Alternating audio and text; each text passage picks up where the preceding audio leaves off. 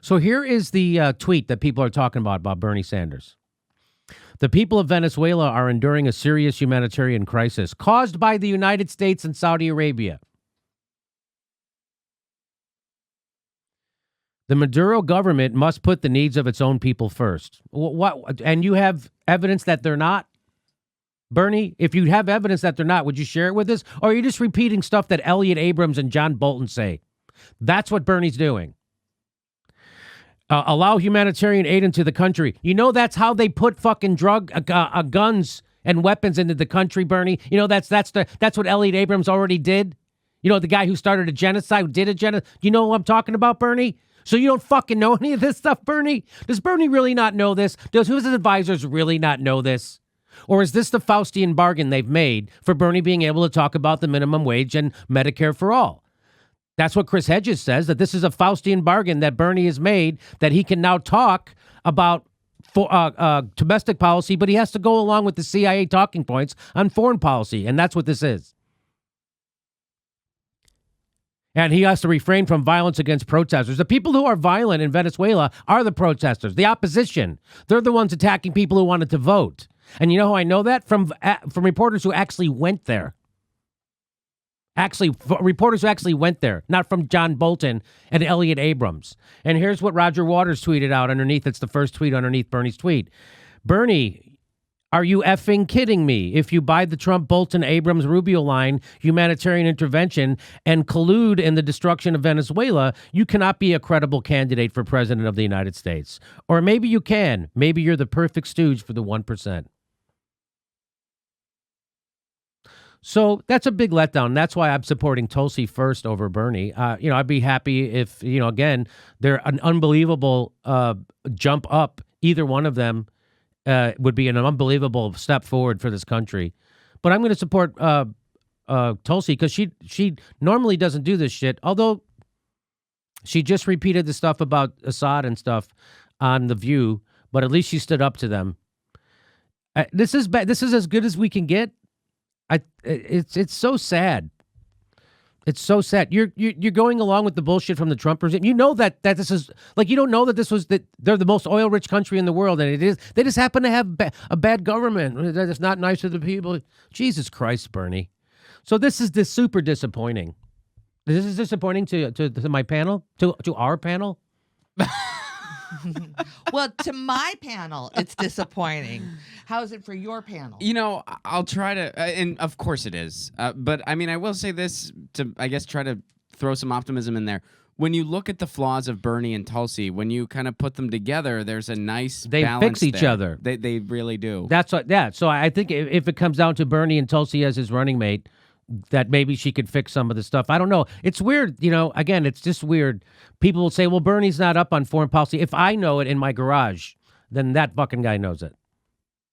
If I know it in my garage, then if a nightclub comedian knows it, and if I can see through this, and the reason why this is bad is because you'll notice a lot. I was reading that guy, Jonathan Chait, if that's how you say his name, Chait, writes for the New York Times, and he was a big guy he was pro-Iraq war invasion. And in 2011 or 12, he wrote his mea culpa about it, saying he's admitting he was 100% wrong now. But he said the reason why I thought it was good to go along with the invasion of Iraq was because I bought into this security state. I bought into the intelligence community's assessment that Saddam Hussein was a horrible dictator and oppressing his people. So that's why I thought, even if there was, it would be okay to go in and do this. So that's what this does. This helps manufacture consent for an invasion. This helps manufacture consent for us funding a civil war like Elliot Abrams is doing right now. That's manufacturing consent of the security state. That's what Bernie's doing. And he's not strong enough on this stuff, and he doesn't stand up. And that's bullshit because he knows better. Why is it bullshit? Because he knows better. You're telling me Bernie doesn't fucking know better than this? He's just as dumb as every newscaster in America? That's why that's horrible. Fucking Roger Waters knows the difference. Every actual progressive knows the difference. And that bullshit that people have to say, oh, he's a bad guy. Isn't it amazing every country you want to invade, they just happen to be a bad guy? Every country that's oil rich, they happen to be ruled by a bad guy. Isn't that weird? That every country that has a lot of oil that we want to get our corporate hands on, or has a country that we want to put a pipeline through, somehow they always have an oppressive dictator government. Isn't that weird? Saddam Hussein was a bad guy who oppressed his own people. He gassed his own people, the gas we sold him. Muammar Gaddafi's a bad guy. He oppresses his own people, even though he had the best country in Africa and actually took care of their people. Oh, Assad's a bad guy. He gasses his own people, and we got blah, blah, blah. Now Maduro's a bad guy. He oppresses his own people. So you don't ever get tired of this? You never get tired of repeating CIA talking points? Do you realize that they have to put out that narrative first before they go and invade, before they do what they do?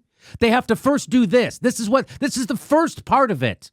And then when you repeat this, you're doing the bidding of the CIA. I know a lot of people say, well, I'm glad Bernie says this because then I can take him seriously when he says we shouldn't invade. No, when he does this, this manufactures consent for invasion. That's why that's bad. Even if he finally concludes that we shouldn't. What you're doing is manufacturing consent because you're saying, yes, the security state, our intelligence community, John Bolton and Elliot Abrams are telling you the truth. There really is a crisis. We really need it. The crisis is caused by us and our economic sanctions on the country, along with Saudi Arabia overproducing oil to drive the price of oil down to $28 a barrel so we can say there is a humanitarian crisis so we can then do our invasion. Do you see how you're going along with it when you do this? This isn't a fucking Rubik's Cube. This happens every time. Every time it happens like this. This isn't new. I can see it. Ron can see it. Steph can see it. Fucking comedians see through you. That's why this is bullshit. You got to stop the foreign wars, Bernie. You got to tell the truth about them.